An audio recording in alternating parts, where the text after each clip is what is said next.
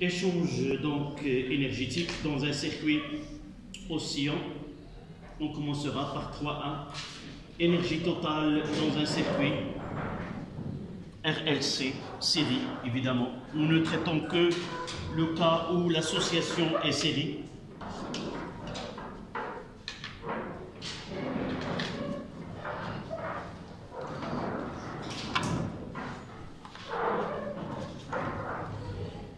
Donc nous avons déjà, rappelez-moi ce que nous avons vu dans les deux paragraphes précédents. Oui.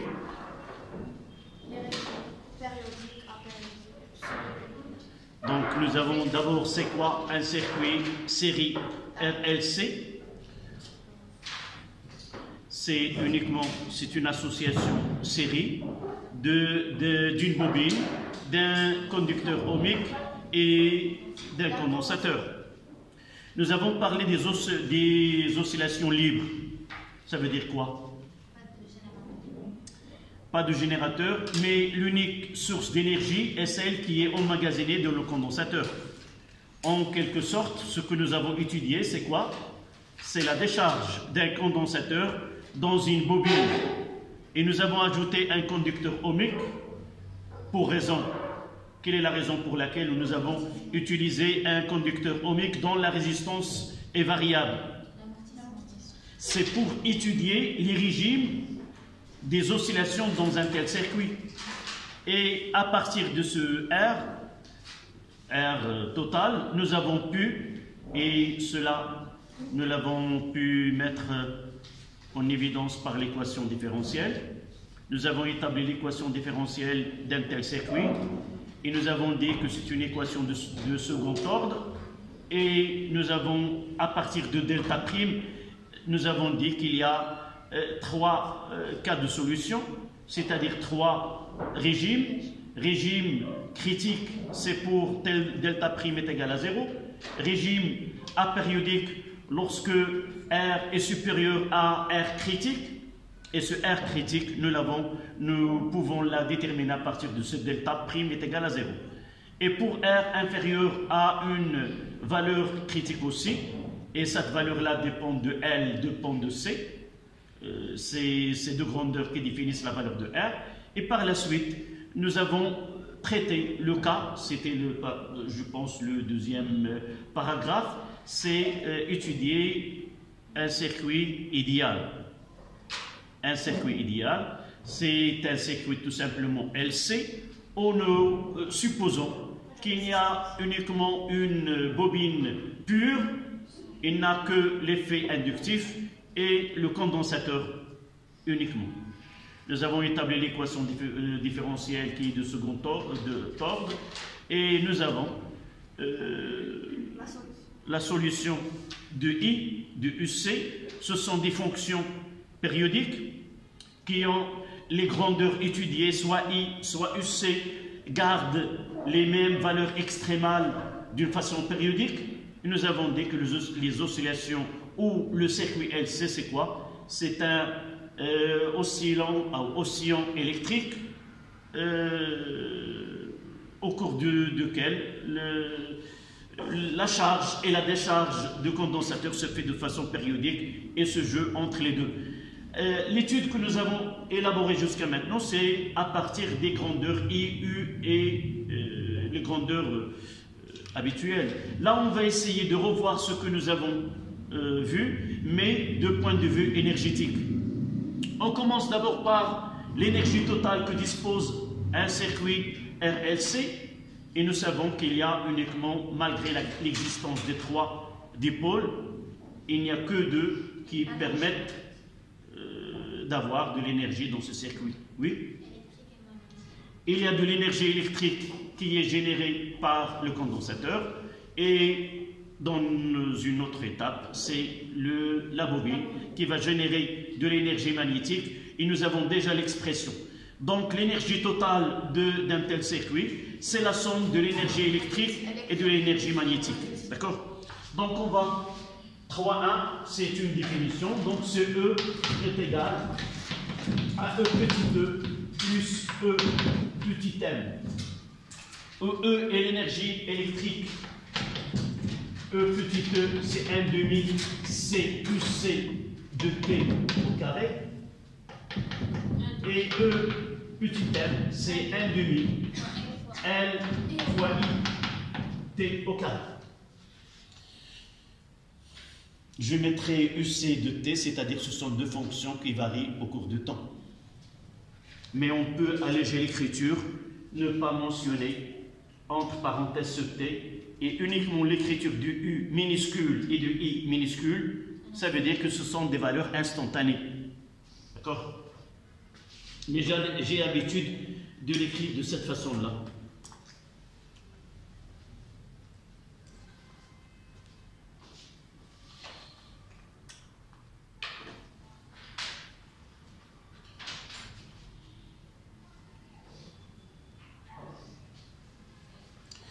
Donc cette énergie-là, nous avons déjà dit que d'une façon sont utilisées des relations mathématiques.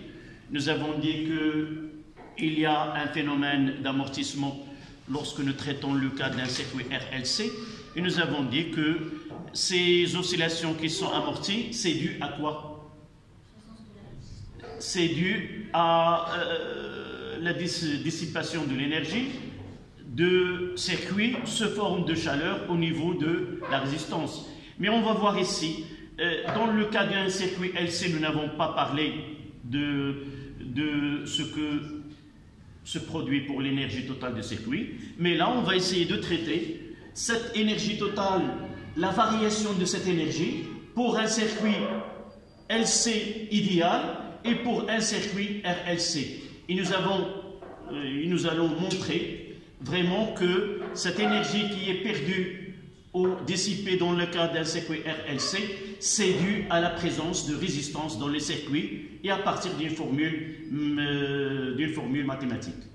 Perdue, c'est-à-dire, on va voir que c'est moi, c'est-à-dire le système, il va perdre de l'énergie pour le système extérieur. Donc, 3.1, ou plutôt 3.2, cas d'un circuit LC.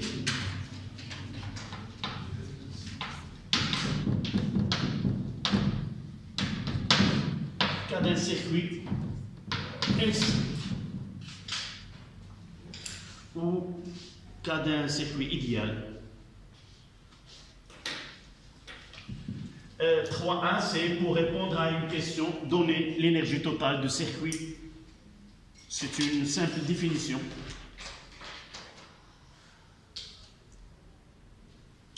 Donc, un tel circuit dispose d'une énergie égale à combien? C'est la même. Qu'il soit le circuit LC ou RLC, c'est toujours le condensateur et la bobine qui sont la source de cette énergie. Donc, dans ce cas-là, c'est 1 demi CU carré plus 1 demi LI carré.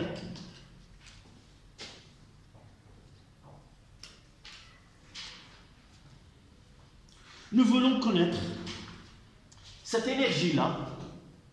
Est-ce qu'elle varie au cours du temps ou est-ce qu'elle est constante? Comment peut-on mathématiquement mettre en évidence qu'une grandeur est constante? La dérivée. Donc il suffit de réaliser la dérivée de cette grandeur et voir par la suite est-ce que c'est nul ou n'est pas nul, est-ce qu'il est positif ou négatif, et à partir de là, on peut conclure. D'accord? Donc, la question qu'on doit écrire, c'est quoi? Déterminons la variation ou déterminons la variation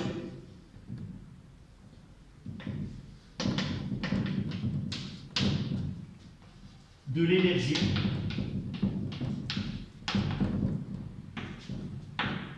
totale au cours du temps.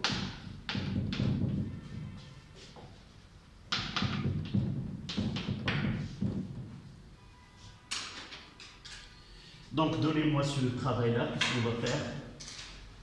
Donc, D de E sur DT est égal.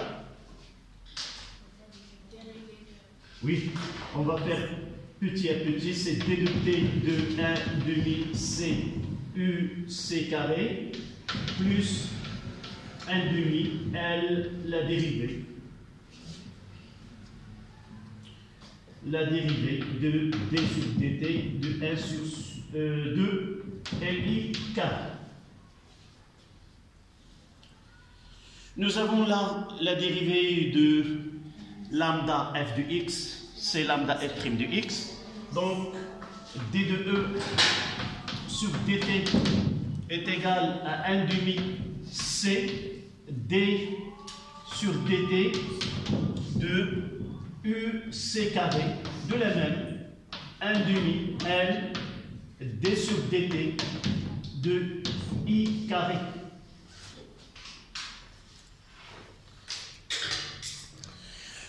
Généralement, vous n'avez pas l'habitude d'une telle dérivée.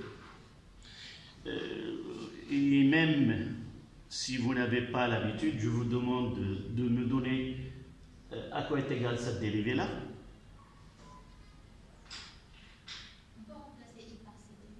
On peut remplacer. Non, avant, on va la laisser comme ça. Uniquement, donnez-moi la dérivée de u carré. C'est 2. Oui. Oui, c'est 2 UC fois la dérivée de UC. Comment? Parce que dans les exposants R tout prime, c'est R fois F fois F fois F. Oui. Généralement, lorsque je pose cette question, la plupart des élèves disent que la dérivée, c'est 2 UC.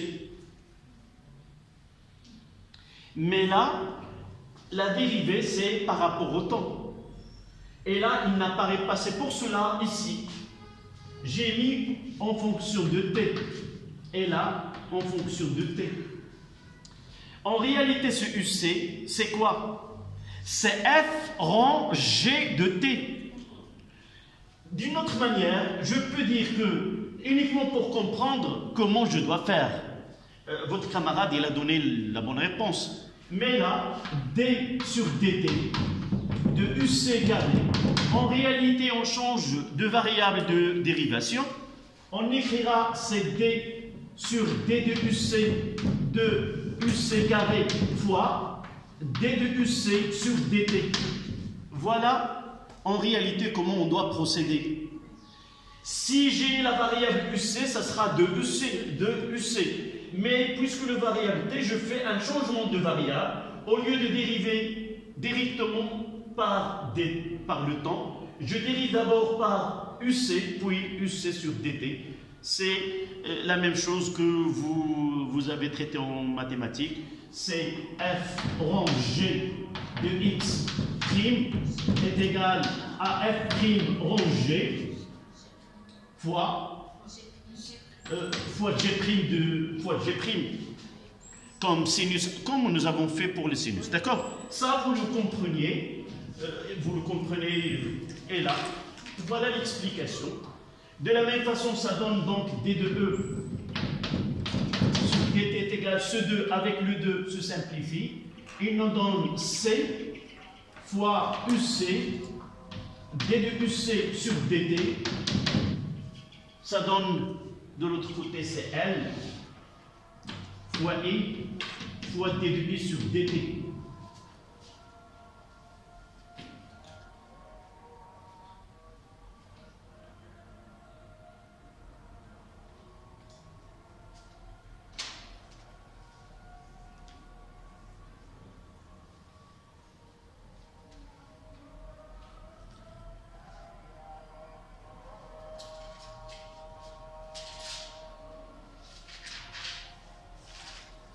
Je me réarrange cette écriture-là. C'est C fois D de UC sur DT fois UC plus L. C'est quoi I? C'est C fois D de UC.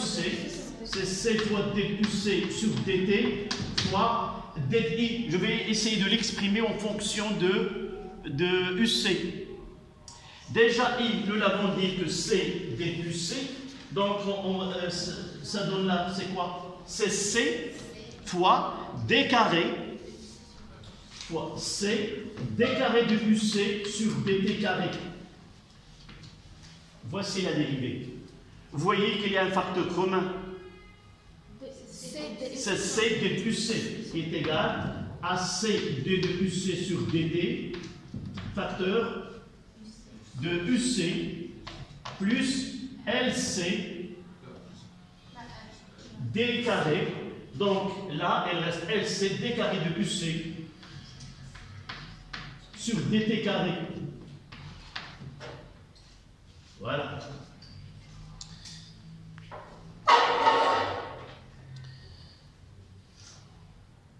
Est-ce que vous arrivez à connaître ce qui est entre crochets?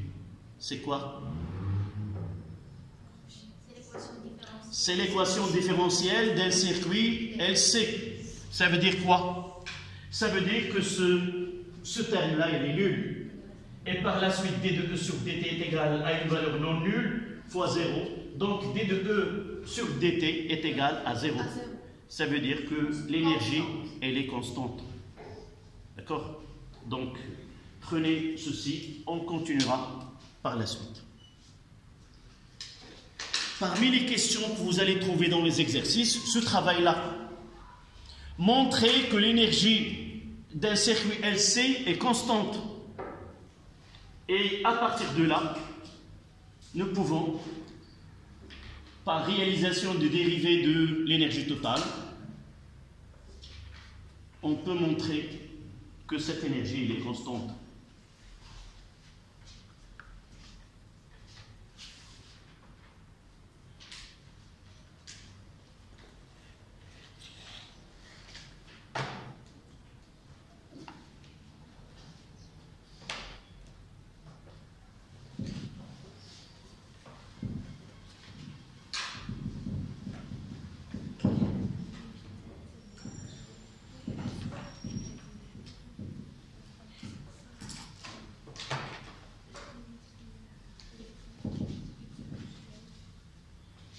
D'accord?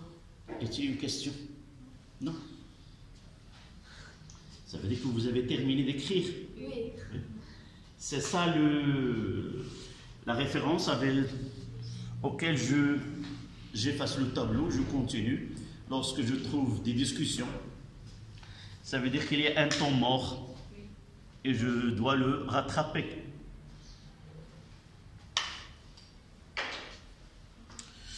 Donc, je continue là. UC plus LC D carré de UC sur DT carré est égal à 0. Entre parenthèses, équation différentielle.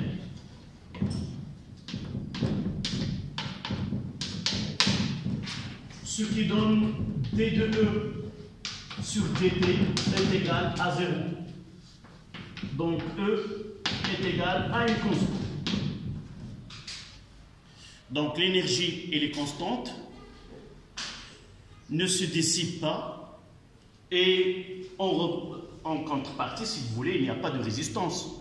Donc on peut dire l'absence de résistance rend cette énergie, l'énergie totale de circuit LC est conservée.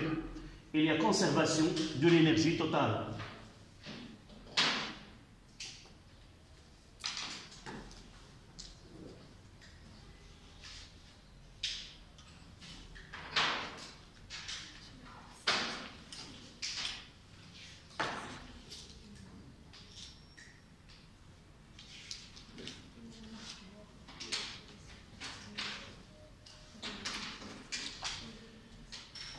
Maintenant, on va essayer d'établir l'expression de ce I. Il est constante. Quelle est son expression? Et remarquez bien, lorsque j'ai écrit l'expression du I, j'ai mentionné entre parenthèses, soit pour UC, soit pour I, le temps. Ça veut dire qu'on a dans l'expression D, ce sont des valeurs instantanées, et ces valeurs-là changent au cours de temps. Mais la somme des deux quantités est une constante. Tout simplement, lorsqu'une grandeur augmente, l'autre diminue et inversement, de telle façon que la somme des deux grandeurs est toujours constante. D'accord? Je vous invite à revenir à la représentation graphique de I et de UC. Et de mon donné, je vais dresser un petit tableau, là où il y a le temps, et on va essayer d'en déduire UC et UM. D'accord? Donc, la détermination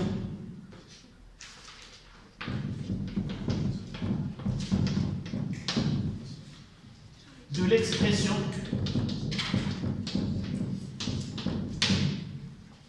du E.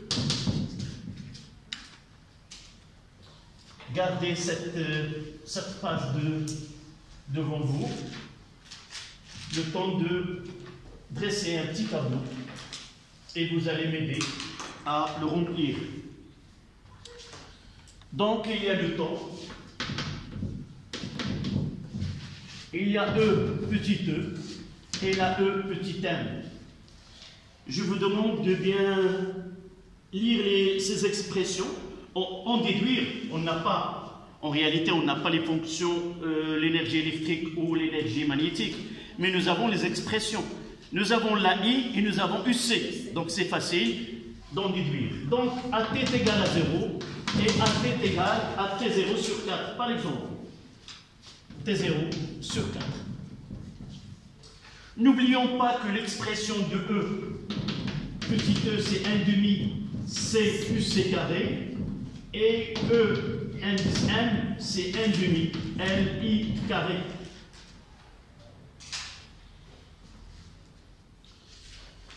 Donc, de là, E petit e de 0, ça est égal à quoi?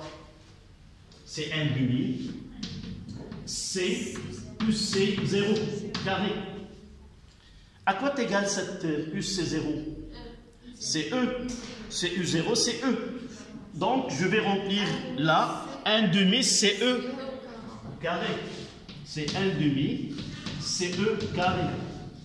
N'oublions pas que c'est une énergie qui est maximale. Je peux mettre à côté, est égal à E petit e max. Passons à I. On passe à T0, oui. Évidemment, là c'est 0, on va mettre 0. Passons maintenant à T est égal à T0 sur 4.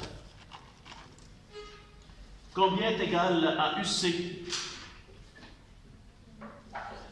Là, je dois mettre E, M, 0 est égal à 1 demi CU, 1 demi LI, 0 carré est égal à 0. D'accord? Est égal à 0. Là, c'est T est égal à 0. Là, c'est T est égal à T0 sur 4. D'accord? Donc là, E petit e à T0 sur 4 est égal, on écrira directement, comme c'est 0. UC à ce, c'est 0.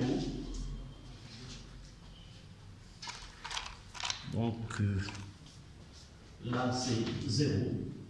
Et E petit m à T0 sur 4 est égal, c'est la valeur de IC, valeur maximale. C'est 1 demi, L, I max. D'accord? On va remplir là. Là, c'est 0. Là, c'est 1 demi, L, I max carré. Évidemment, entre les deux, on peut toujours trouver une valeur de telle façon. Là, je n'ai pas donné E total. Je m'excuse, vous ajoutez ici E total.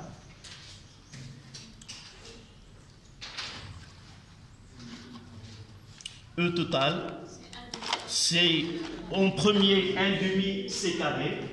1 demi CE carré. Et là, c'est 1 demi LIM carré.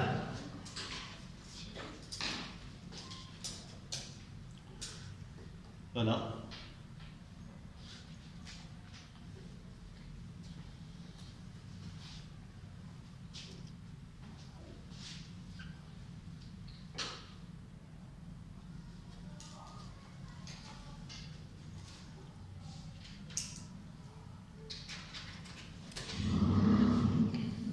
J'ai vu que vous utilisez une règle.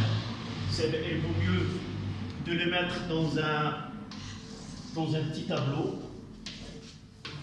Ça sera plus joli à voir et plus ordonné. Mais parfois on se rend compte un peu tardif. Mais c'est pas... Ça m'arrive d'écrire dans des cases qui dépassent les limites des cases.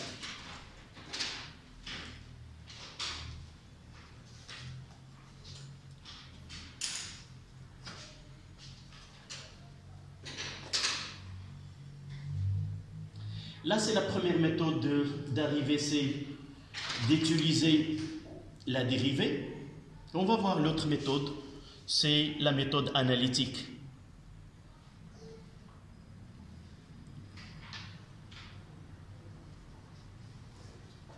Qu'on doit maîtriser aussi.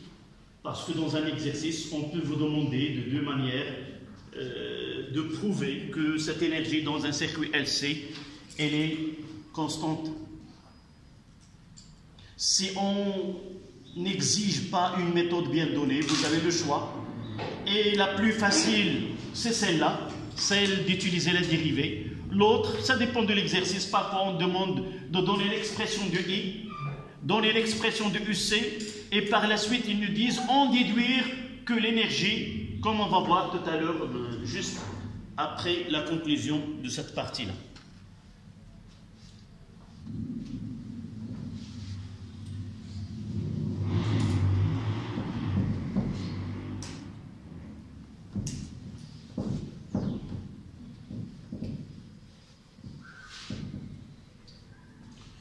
En conclusion,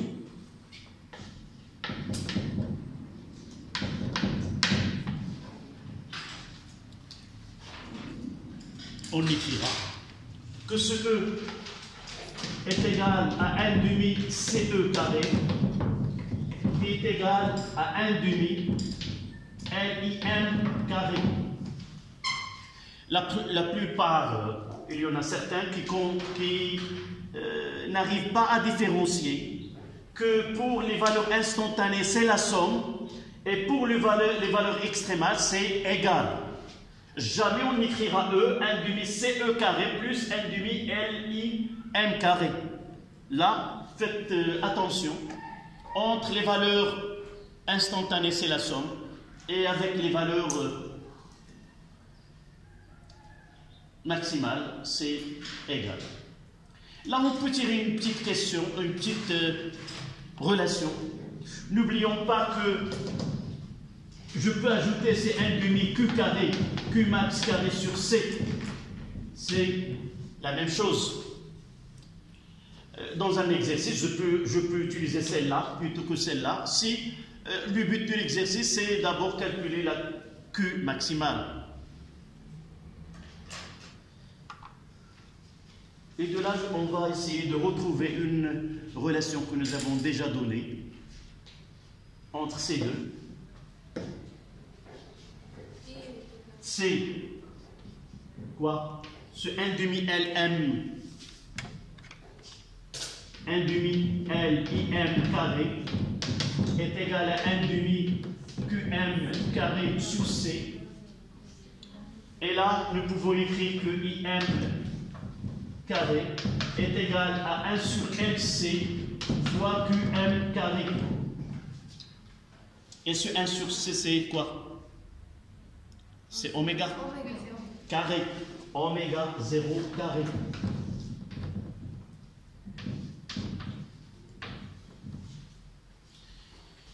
Et faire la racine carrée. Ça donne que IM est égal à oméga 0 fois QM.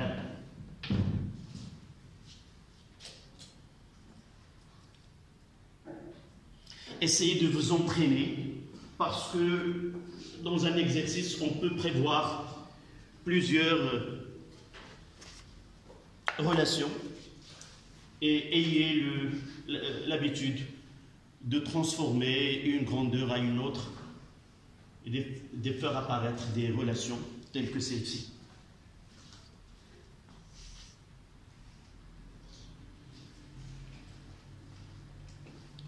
Donc ça, c'était la méthode d'utiliser la dérivée.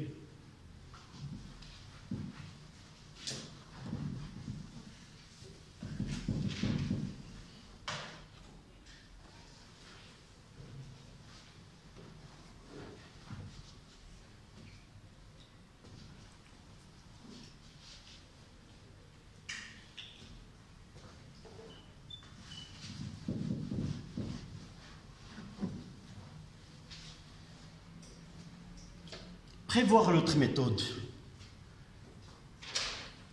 L'indication que je vous donne, c'est à partir de la définition de E.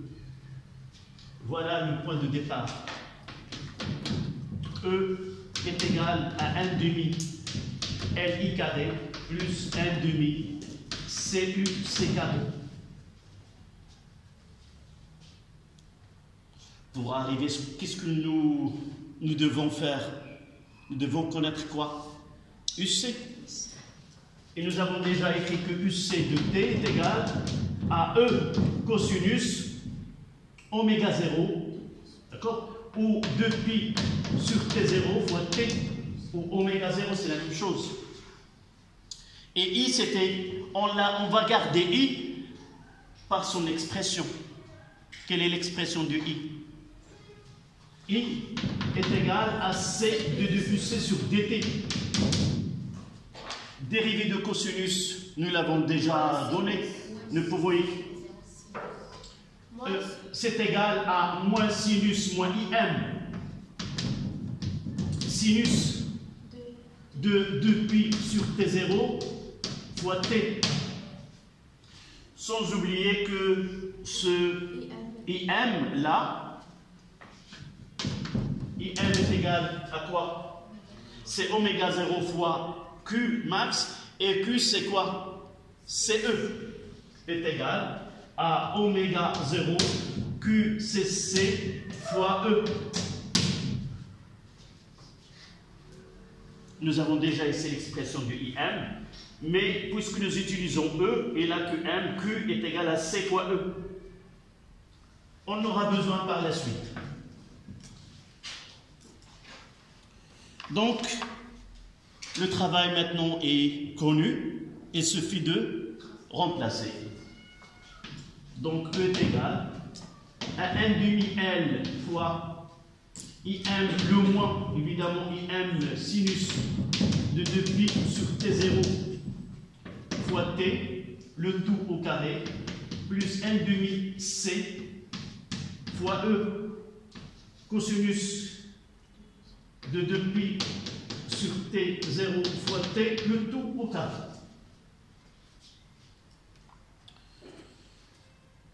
Je vais, là, c'est 1 demi L IM carré, sinus carré de 2pi sur T0 fois T, plus 1 demi CE carré, cosinus carré de 2pi sur T0 fois T.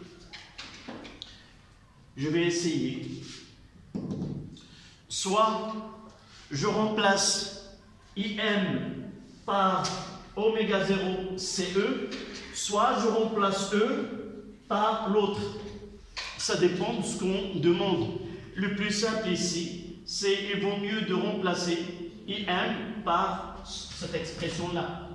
Évidemment, si on n'a pas fait une erreur, le mal de cette méthode, c'est vers la fin, on ne trouve pas le facteur entre les deux, on doit revenir chercher là où on s'est trompé. Donc L fois oméga 0 fois C fois E, le tout au carré, sinus carré de 2π sur T, 0 fois T, plus 1,5 CE carré, cosinus carré de π sur T0 fois T. Est-ce que vous pouvez prévoir où on va arriver? Ce sinus carré et cosinus carré ne vous rappellent rien? Oui. Ça vous rappelle une identité? Cosinus carré plus A carré, sinus carré plus B carré plus A. On doit avoir le même. Plus A carré cosinus carré, ça donne A carré. On va... Ce que je veux dire, que normalement, on doit trouver cette expression, elle est la même que celle-là, afin de factoriser par ce coefficient-là. Donc, essayons maintenant de nous assurer que vraiment ce 1,5L fois est égal 1,5L oméga 0 carré fois C carré fois E carré. D'accord? Ce oméga carré est égal à quoi? 1 sur L. Oméga carré sur 1 sur LC. D'accord? Fois C carré fois E carré. Donc il y a simplification de L et simplification d'un C. Donc ça donne 1,5 sur 1,5L oméga 0 carré C carré E carré n'est autre que 1,5 CE carré. Ça tombe bien et on aura comme facteur. Donc ce E qui est égal à 1,5 C fois E carré, facteur de sinus carré de 2π sur T0 fois T, plus cosinus carré de 2π sur T0 fois T. Et on conclut que ce E, évidemment, est égal à 1,5 CE carré, qui est égal à 1,5 LIM carré. Voilà la démonstration par procédé analytique.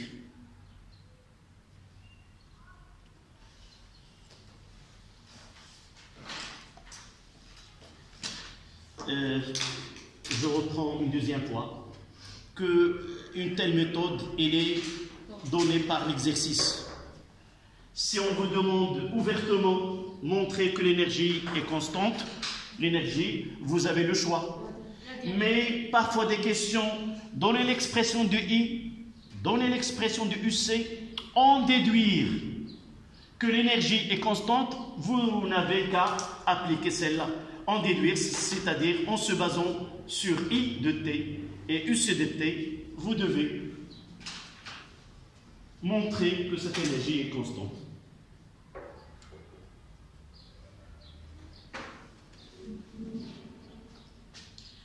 Donc là, on va passer à le circuit, c'est 3,3, cas d'un circuit RLC.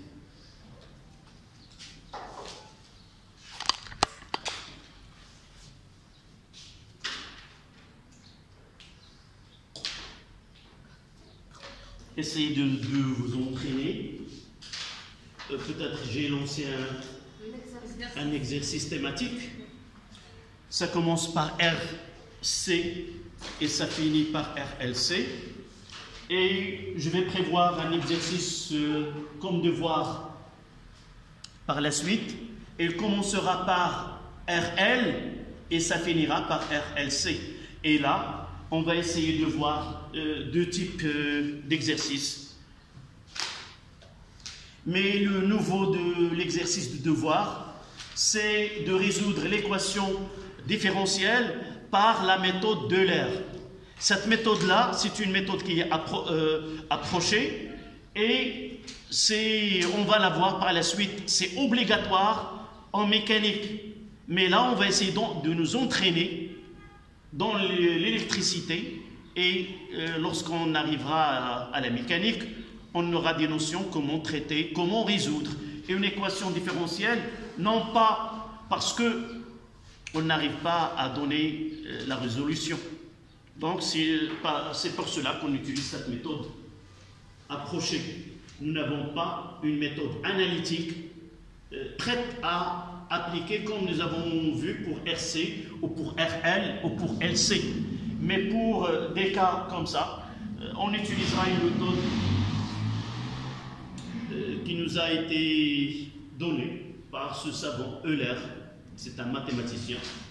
On parlera de ce savant-là par la suite. D'accord? Donc, passer à 3,2. Vous le connaissez en mathématiques. Euler. C'est E. C'est le fameux E utilisé en mathématiques. C'est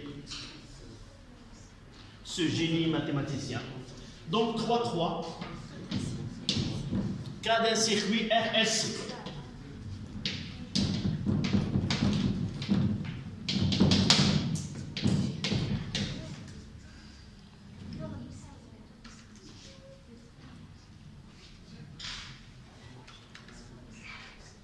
Rappelez-moi, lorsque l'heure de la récréation approche, c'est 24. Donc, on prendra. Parfois, je m'engage sans se mêler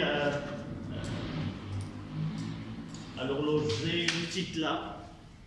Chaque fois, je dis, je dois apporter une pour ne pas dépasser cette thèse. Et j'arrive pas, ni à ma main, ni sur la paillasse. Donc, on prendra 5 minutes.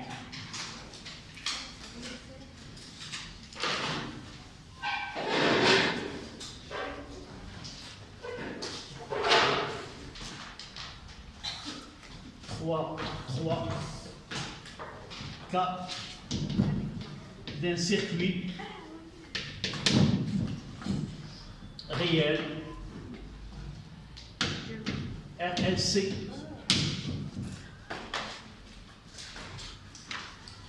Donc, donnez-moi le procédé qu'on va suivre.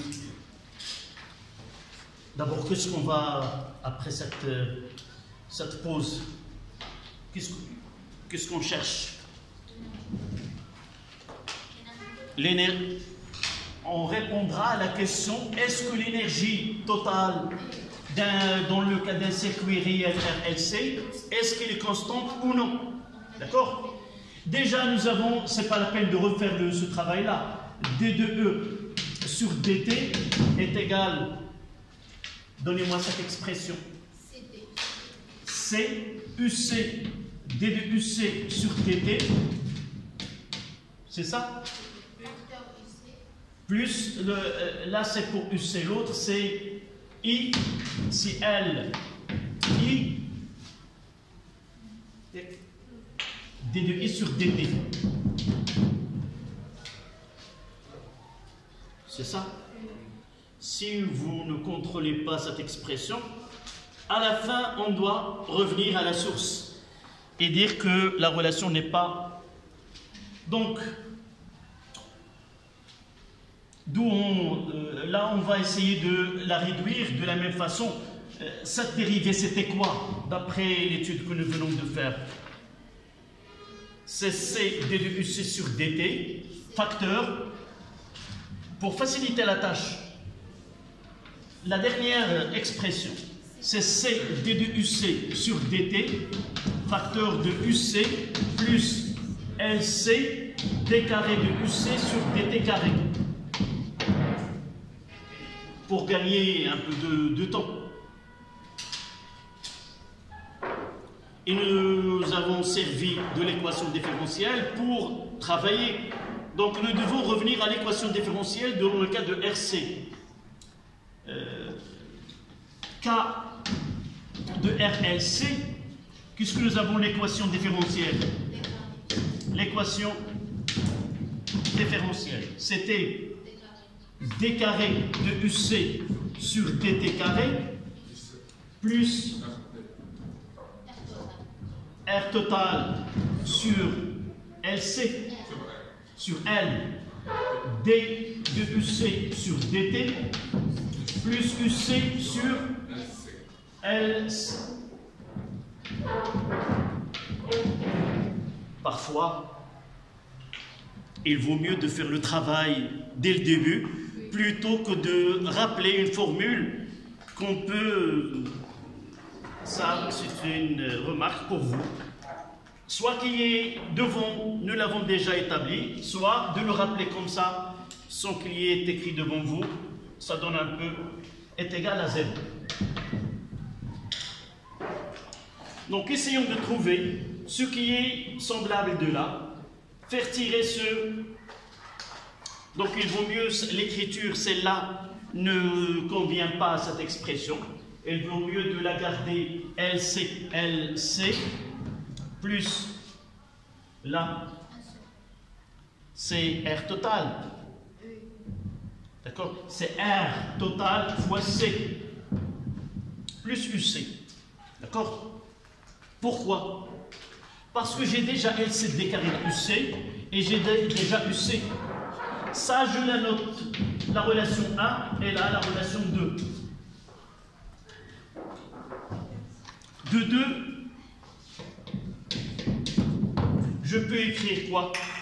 Ce LC d carré de UC sur dt carré plus UC est égal à moins RC, R total fois C, d de UC sur dt.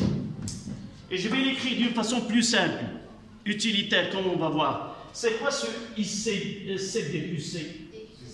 C'est I. C'est I. Donc, ce LC d carré de UC sur dt carré plus UC est égal tout simplement moins R fois I. C'est la relation 3.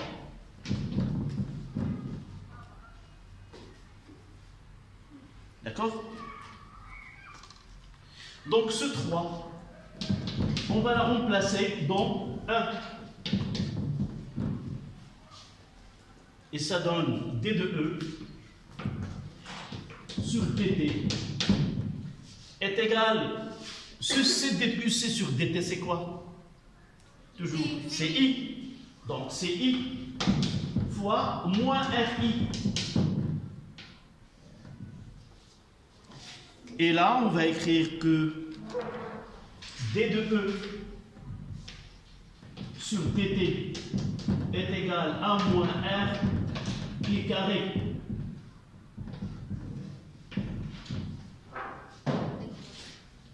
Donc, l'énergie, donc, elle est différente de 0. d de E sur dt différente de 0. Même la fonction, elle est décroissante. Elle est inférieure à 0. Donc, je peux écrire que ce d de E est égal à moins R i carré fois dt. En réalité, c'est d de E sur dt. C'est quoi la dimension de quoi? C'est la dimension. Lorsque je dis la dimension, c'est en appliquant l'équation de dimension, ça représente quoi d de E sur dt? C'est-à-dire le joule sur la seconde. Vous l'avez déjà étudié en première année. C'est la puissance. C'est la puissance. Donc, si je veux calculer maintenant, là, vous avez fait l'intégrale. Non, pas encore. Comme d'habitude. Donc, si je veux calculer la variation de l'énergie et passer de delta de d de E, qui est une notion mathématique, à une variation qui est delta de E, je dois, c'est exact. La primitive, si je veux connaître la fonction. Mais si je veux connaître la variation, c'est l'intégrale. On limite les bornes de t, par exemple, pour une période donnée, de t est égal à 0 jusqu'à t. On fait le calcul, d'accord? Donc là, je peux dire que RI carré, c'est une puissance instantanée. On voit qu'il y a le signe moins, ça veut dire qu'il y a de l'énergie qui se dissipe. Donc, ce que vous devez faire, uniquement arriver à là et donner la conclusion. D'abord, c'est une dérivée qui est négative, ça veut dire qu'il y a dissipation, il y a une perte de l'énergie. Et quel est le paramètre responsable? On trouve la R. Donc vraiment, c'est R qui est le responsable de la dissipation de l'énergie dans un circuit RC. Si nous avons trouvé L, on dira que l'auto-inductance. Donc de là, on va écrire par la suite une phrase qui résume ce que nous venons de dire.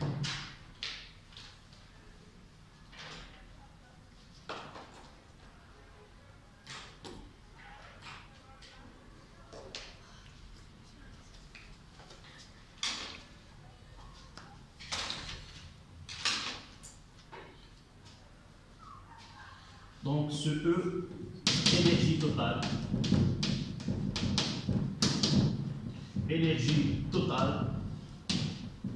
est une fonction croissante,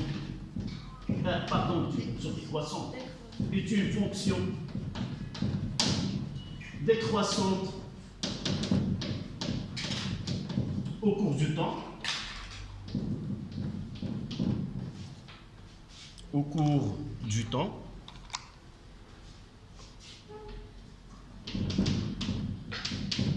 Dû à quoi? À la présence de résistance qui dissipe cette énergie, se forme d'effet de Joule ou en énergie thermique. Dû à la présence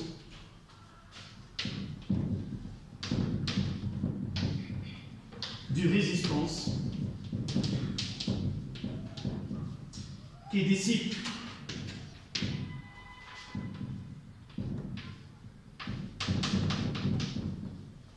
de l'énergie, qui dissipe cette énergie sous forme de effet Joule, sous forme de chaleur, qui dissipe cette énergie sous forme de chaleur. Et cet effet-là, on l'appelle effet de Joule. Nous l'avons déjà vu l'année dernière, en première année. Entre parenthèses, effet de Joule.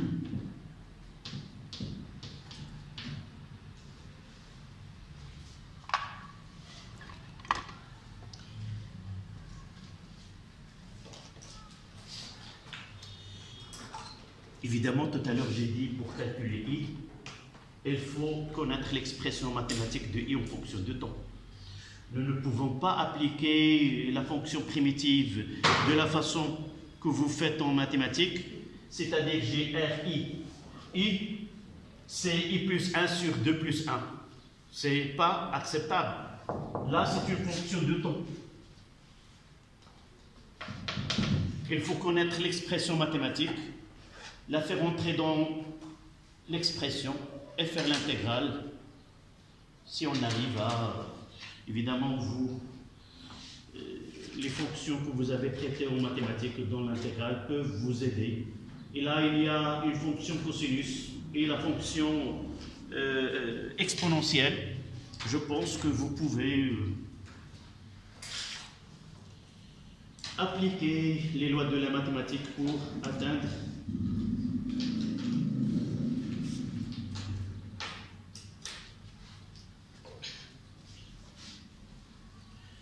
donc la partie 3-4, c'est de représenter cette... Oui,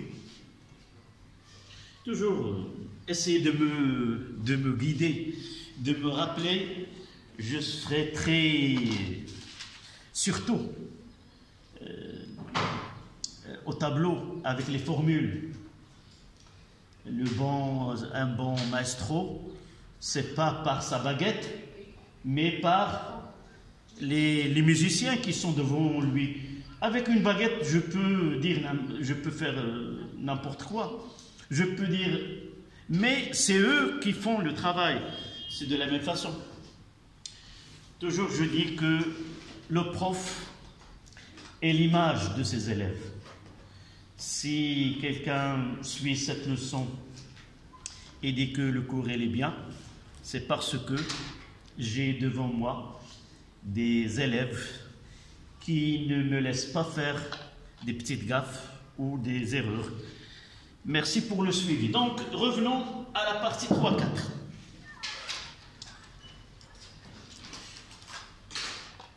Nous devons faire la représentation, maintenant c'est la représentation graphique de cette énergie. Parce que dans un exercice, on vous donne, là, voici le devoir de l'année dernière, et généralement on vous donne des courbes. Et là, vous devez connaître, discerner lequel est l'énergie électrique, l'énergie magnétique, est-ce que le régime il est pseudo-périodique ou le régime périodique.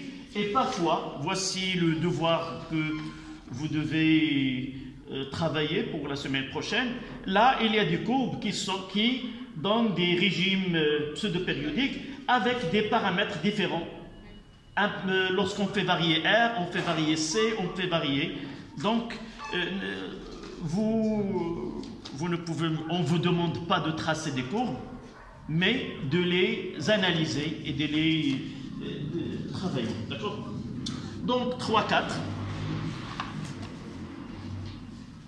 Diagramme d'énergie pour un circuit. Diagramme d'énergie.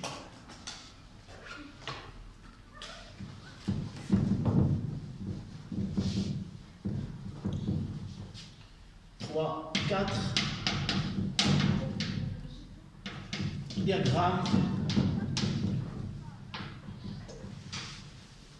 d'énergie.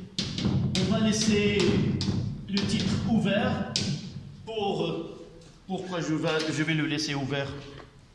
Parce que nous avons deux cas. Oui. 3, 4, 1. Circuit LC.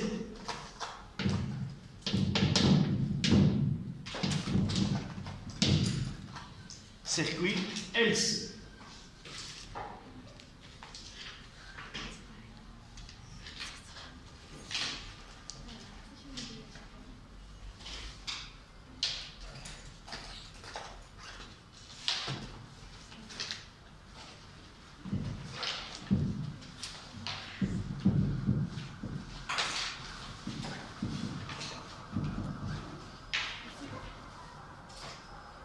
Oui, est-ce que j'ai effacé avant de terminer?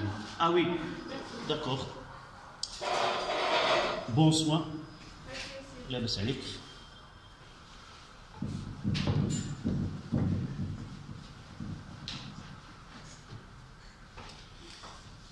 Donc, d'abord pour représenter une grandeur, nous devons donner quoi? Avoir son expression. D'accord? Donc, dans ce diagramme, on va essayer de représenter l'énergie électrique, l'énergie magnétique, soit en déduire l'énergie totale ou aussi représenter l'énergie totale. D'accord? Donc, commençons par le petit 2. Dans le cas d'un circuit LC, c'est 1 demi CUC carré, qui est égal à quoi? Nous connaissons l'expression du UC. C'est 1 demi CE carré, quoi? Cosinus de 2π sur T 0, mais là, carré.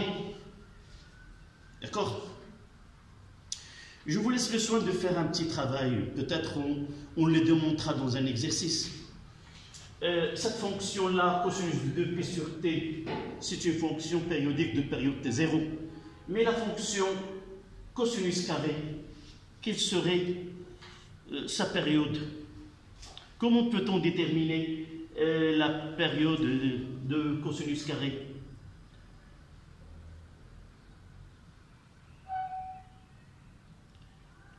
Vous avez utilisé ce qu'on appelle la linéarisation.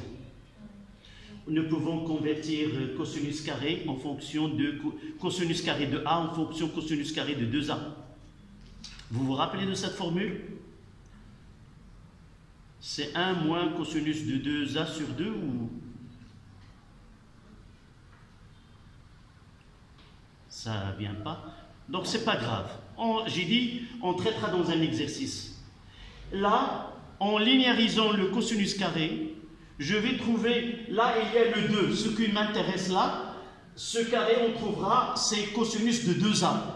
Et lorsque je trouve la fonction 2 de 2π sur T0 fois T, là, c'est comme une autre fonction qu'on peut écrire de 2π T sur T plutôt que de 0.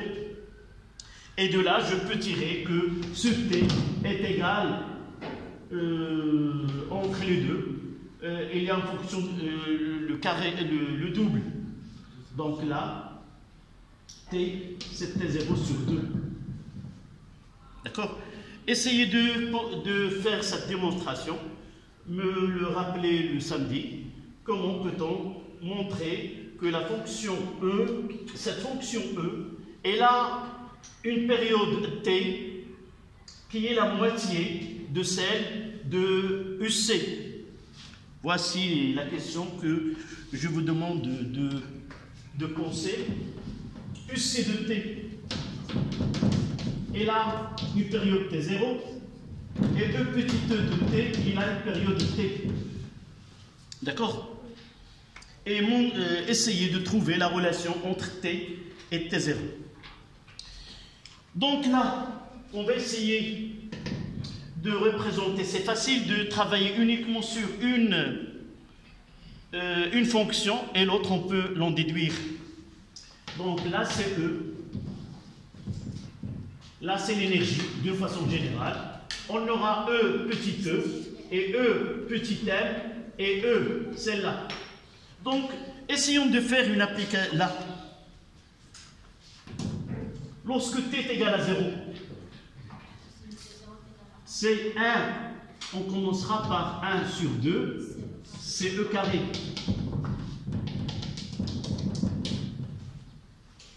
Remarquez bien que la fonction E petit e, c'est une fonction qui est positive. Donc, on n'aura pas des valeurs là, négatives. Donc, quand est-ce que ce E petit e est nul?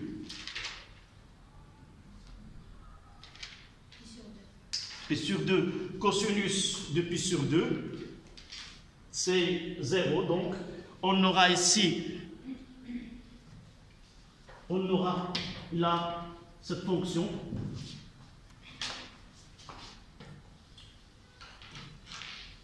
C'est une fonction qui est périodique. Et on le fera, on tracera cette fonction de 7. Là, on peut faire un petit travail. Cos de A plus B, cos de A plus B, c'est quoi? Ça fait longtemps que je n'ai pas utilisé ce co, c'est coco, si. Et si coco, si. C'est cos de A, coco, si. C'est cos de A, cos de B. On peut la retrouver. C'est plus, c'est moins. Signe de A, signe de B. D'accord? Et là, c'est lorsque A est égal à A, c'est cosinus de 2A est égal à cos carré de A moins sin carré de A. On peut l'établir. Ce cosinus carré là, c'est cos carré moins 1 plus cos carré de A. Et on retrouve là ce cosinus carré. De l'autre côté, cosinus carré de A est égal à 1 plus, c'est ça ce que j'ai dit tout à l'heure, 1 plus cosinus de 2A sur 2. Voilà. Donc je peux remplacer ce cosinus carré là dans cette fonction par celle-là pour faciliter la tâche. Donc ce E petit e est égal à 1 sur 2 CE carré, 1 plus cosinus de 2 fois 2pi sur t 0 fois t. Ces deux-là, on va la faire sortir, ça donne 4. Voilà en réalité l'expression de E qui est facile à représenter sur ce graphe plutôt que travailler sur le cosinus carré. Et nous pouvons l'écrire d'une façon, c'est E petit e égale 1 sur 4 CE carré, 1 plus cosinus de 4pi sur T0 fois T.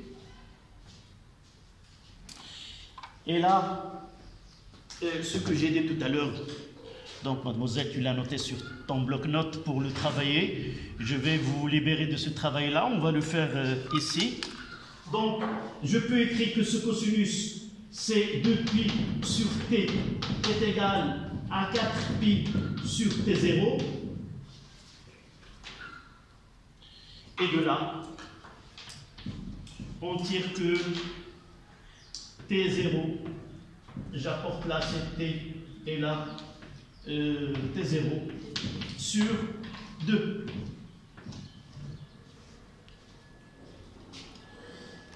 Ça veut dire quoi? De là à là, c'est combien? C'est T. Là, c'est la fonction E qui est T est égal à combien? T0 sur 2. Est égal à T0 sur 2.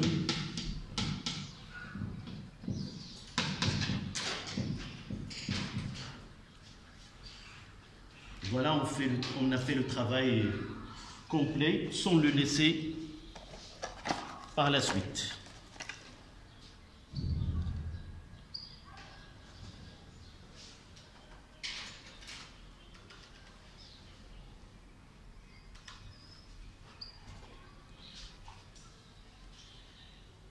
D'après le petit tableau que nous avons fait tout à l'heure, est-ce que c'est facile d'en déduire EM sans faire de calcul? Là, c'est E. C'est E petit e de T. Nous avons déjà, il y a une alternance entre les deux. Lorsque celle-là est extrémale, l'autre elle est minimale, et ainsi de suite. Voilà.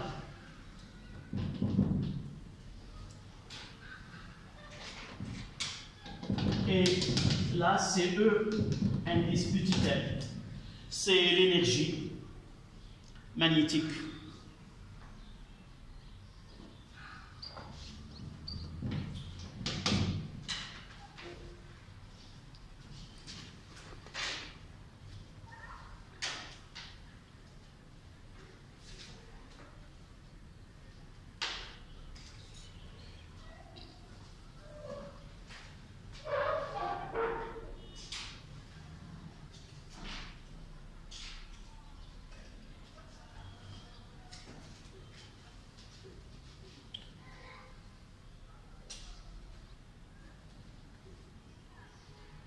Évidemment, il y a plusieurs questions qui peuvent se poser. Ce point d'intersection-là, elle est la même. Peut-être sur le tableau, je ne l'ai pas bien fait, mais elle est la même. Comment peut-on déterminer cet instant, par exemple? On revient à l'expression de départ. C'est l'intersection des deux courbes, ça veut dire quoi? Que E petit e à l'instant T1 est égal à E petit m à l'instant T1. On remplace dans l'expression et on aura, par exemple, 1 demi CE, 1 demi CUC à l'instant T1 carré, plus 1 demi CUC au carré. On résout cette équation. D'accord? Et il ne nous reste que la droite qui représente E total, elle est constante, c'est celle-là. En vert, c'est E total. C'est l'énergie totale de circuit.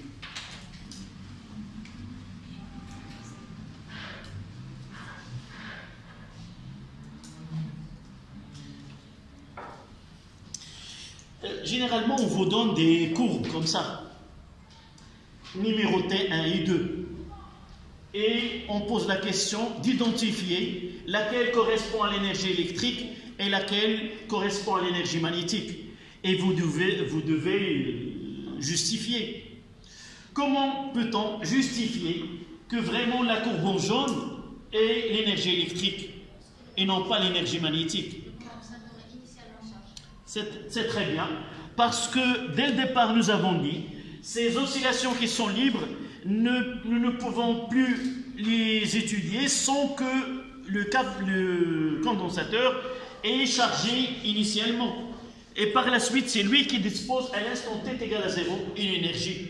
Donc, celle qui a une énergie différente de 0 à t égale à 0, c'est elle qui représente l'énergie électrique. Et à partir de là, en lisant cette valeur-là, connaissant par exemple E, on peut vous demander d'en déduire C.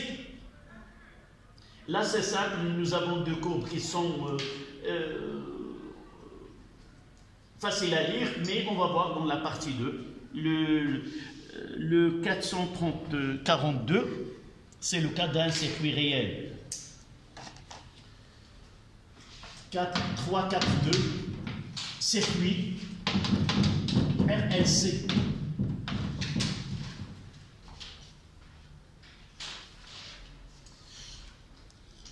La façon avec laquelle nous avons représenté ici, elle est conforme avec les relations mathématiques que nous avons élaborées.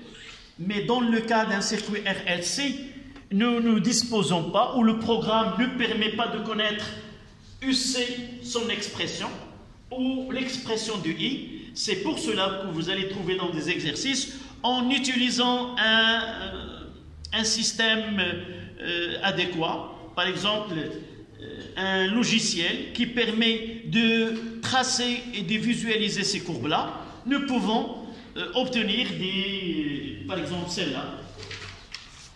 On ne peut pas la tracer ici en cours. Pourquoi? Parce que nous ne disposons pas, nous ne pouvons pas faire de la même façon, mais là, un système d'acquisition qui permet de lire ce qui se passe dans le circuit et le traduire par une courbe. Donc, pour vous, cette courbe-là, il sera familier dans les exercices. Toujours la question, c'est comment la lire, comment identifier ces courbes-là. Comme vous voyez dans cet exercice, il y a la courbe 1, la courbe 2 et la courbe 3. Et on vous demande de connaître, en justifiant, quelle courbe correspond à quel type d'énergie. Et lire et calculer à partir de là, dans les deux axes, à l'instant t égale à 1, je peux calculer E1, l'énergie électrique à l'instant t1, et l'énergie magnétique et l'énergie totale. Et à partir de là, je peux déterminer soit L, soit C, soit... ça dépend de la question qui a été posée. D'accord? Donc, je vous donne, en utilisant un système d'acquisition, l'énergie dans ce circuit, on va la représenter par des couleurs semblables à celles que nous avons utilisées. En jaune,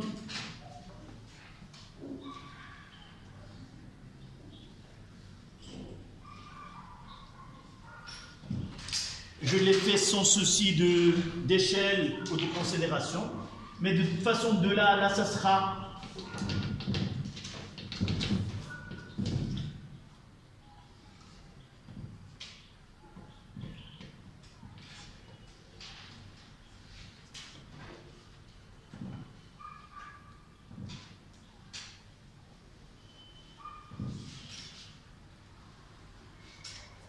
et celle que nous avons utilisée en vert, c'est l'énergie totale. En réalité, c'est la somme des deux.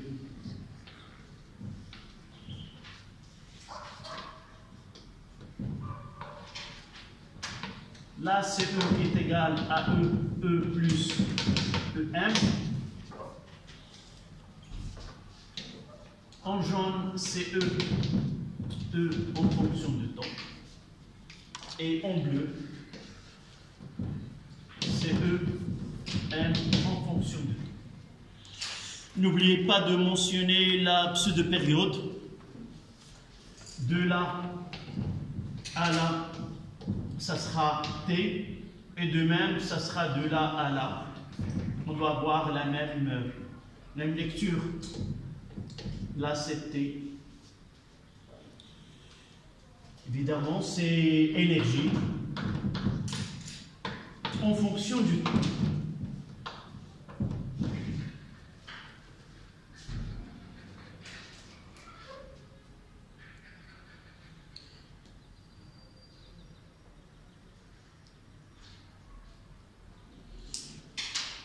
Comme j'ai dit, à partir d'un tableur sur lequel on dresse ces valeurs-là, on peut les représenter et obtenir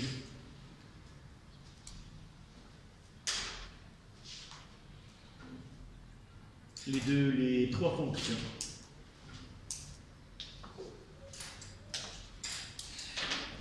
Rappelez-vous que ce graphe-là, ou cette figure qui est donnée dans un exercice, la plupart c'est pour but d'abord de identifier chaque courbe et ça correspond à quel type d'énergie. Et la deuxième, on peut lire et calculer la variation de l'énergie entre deux instants donnés. D'accord? Entre un instant donné, par exemple ici T1, si je prends T1, de là je peux lire EM1 et je passe à celle-là et de lire E1. On doit avoir les deux, ça sera celle-là. C'est E à l'instant T1. Si on veut demander de calculer la variation entre deux instants, il suffit de lire ces valeurs-là, un instant T1 et un instant T2. Et delta, ça veut dire quoi? C'est E final moins E initial. Et toujours, vous allez trouver une valeur qui est négative. Une valeur qui est négative. Et par la suite, dire que, parfois, de conclure, il y a dissipation de l'énergie au cours. Une petite remarque pour finir là. Il faut essayer toujours de lier l'énergie avec la valeur maximale de E. Si la valeur maximale est constante, l'énergie est constante. Par exemple, si on représente UC et nous constatons que UC, les valeurs extrémales gardent les mêmes valeurs au cours de temps, ça veut dire que l'énergie elle est constante. Si on vous donne UC et nous constatons que UC diminue, ça veut dire aussi que l'énergie diminue. D'accord? Ça, relier l'énergie avec l'amplitude de la fonction qu'elle représente, soit I, soit UC. Dernière partie, et c'est si nous suivons ce travail-là, nous allons parler d'un circuit qui est réel, d'un circuit qui est idéal. Et comment? Idéal, c'est sur papier. Comment peut-on le mettre en exercice et l'avoir en réalité? C'est ça les questions que pose un physicien.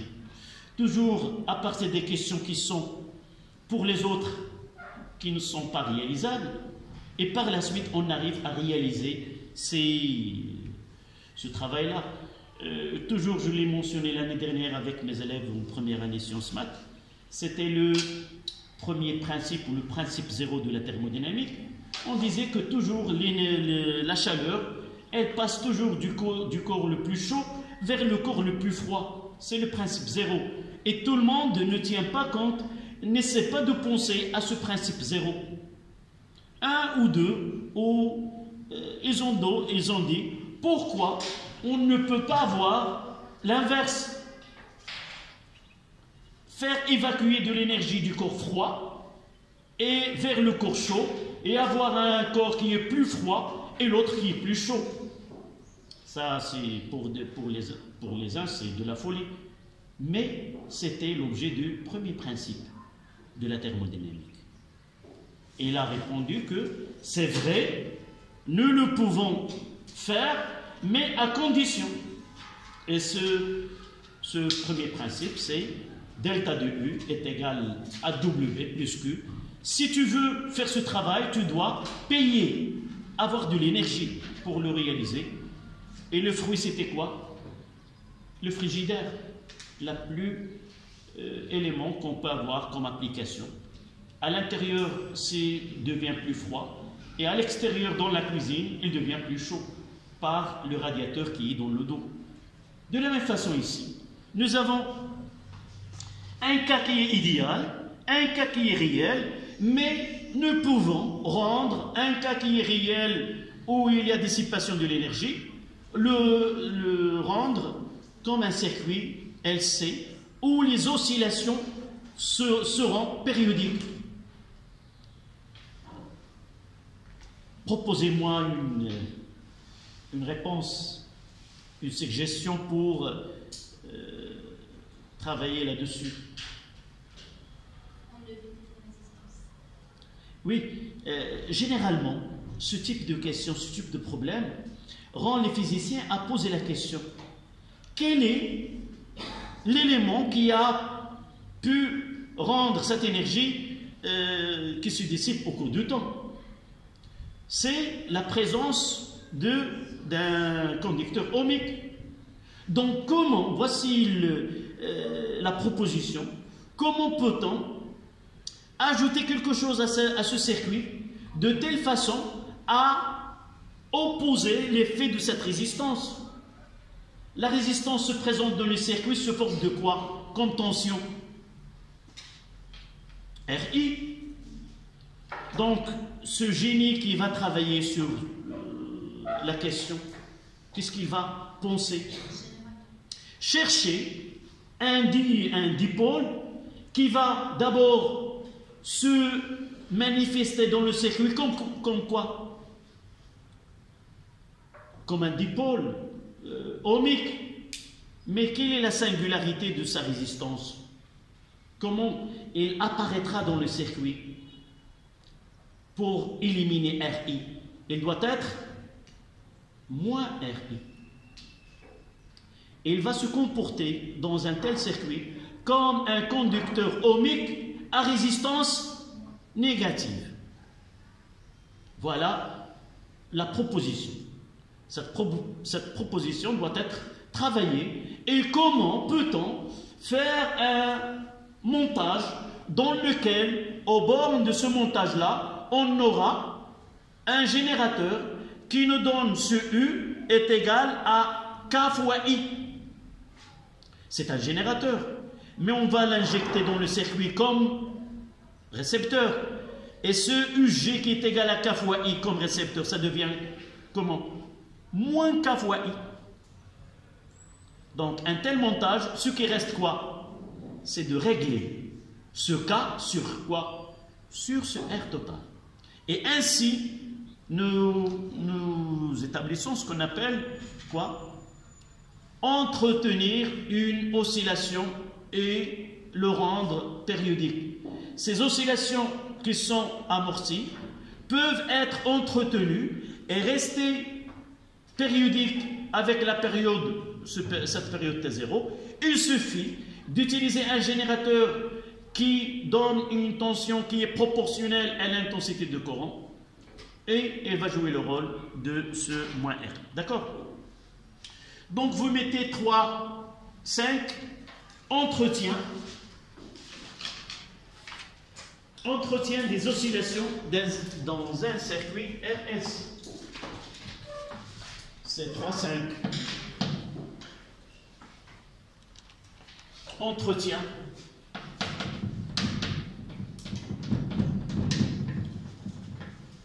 des oscillations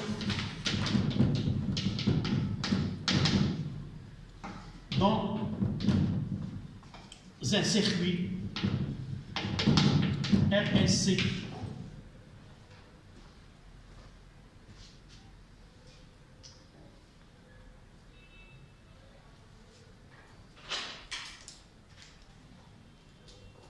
Pour entretenir pour entretenir des oscillations électriques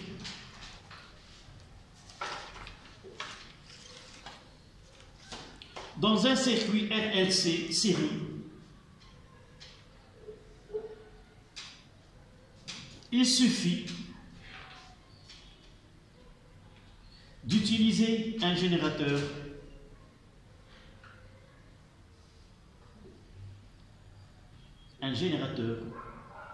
qui permet de restituer, c'est-à-dire ce qui est perdu, il va être donné par ce générateur. Pour restituer l'énergie perdue, il suffit d'utiliser un générateur qui permet de restituer l'énergie perdue par effet Joule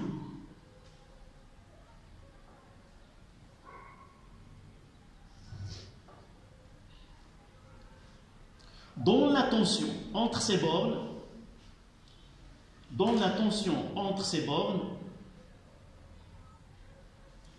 est proportionnelle à l'intensité du courant, dont la tension UG, U indice petit g, est proportionnelle à l'intensité du courant qui circule dans le circuit.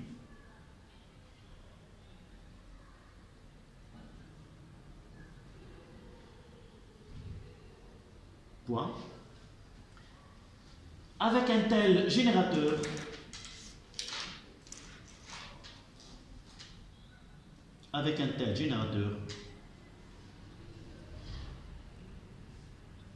il jouera le rôle comme il s'agit, et vous voyez que ce comme il s'agit, c'est-à-dire c'est pas la réalité, comme il s'agit d'un conducteur ohmique de résistance négative. On fera le schéma.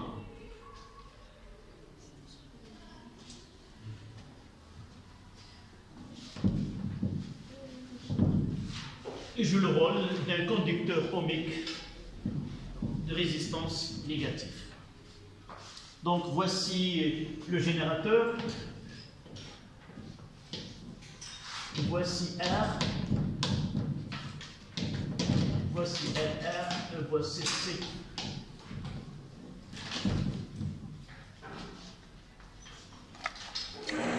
Là c'est UC. Là c'est UB. Et là c'est UR. On aura ici UG.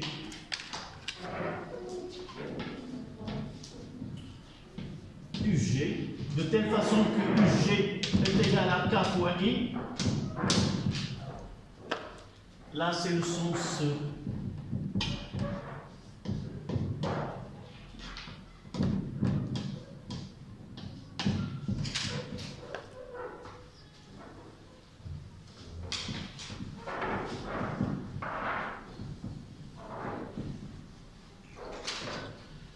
en appliquant la loi des mailles.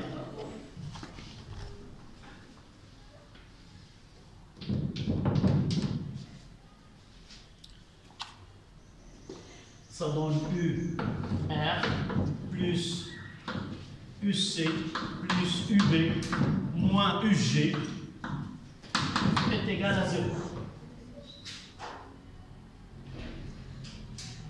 Et ça donne LC d carré de UC sur dt carré plus UC plus la R totale moins K fois I est égal à 0. Cette équation, nous l'avons déjà utilisée. Et R total, c'est R plus petit r. Et qu'est-ce que vous constatez là? C'est ça, je ne vous laisse pas sans passer par là. Qu'est-ce que vous constatez? Lorsque RT est presque égal à K, l'équation devient LC d carré de UC sur dt carré plus UC est égal à 0. Et là, nous avons un oscillateur périodique, un oscillateur harmonique. Donc, la RLC devient un oscillateur harmonique.